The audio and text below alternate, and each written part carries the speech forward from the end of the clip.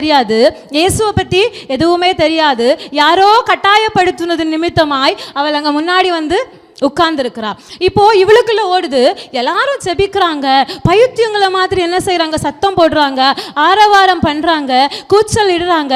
அப்படி என்ன இருக்குது இந்த ஆராதனையில? அப்படி என்னதான் அந்த இயேசு செஞ்சுட்டாரு? அந்த இயேசு எங்க இருக்கவா செய்யறாரு? உலாவிட்டா இருக்கிறாரு.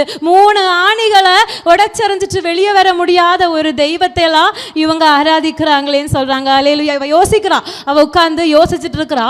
எல்லாரையுமே என்ன செய்யறா, சுத்தி பார்க்கிறா என்ன பண்றாங்க. அப்ப அவளுடைய கண்கள் மாத்திரம் அந்த சபையில் ஒரு தரிசனத்தை பார்த்தது.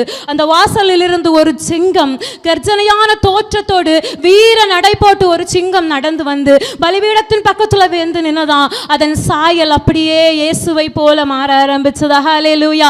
இது மற்றவருடைய கண்கள்ல தெரியல.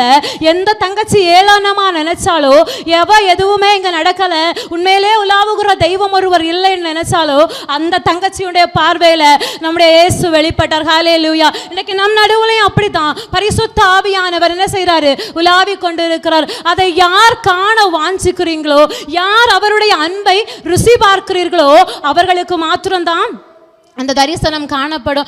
யோசித்து பாருங்க, அவ்வளவு பெரிய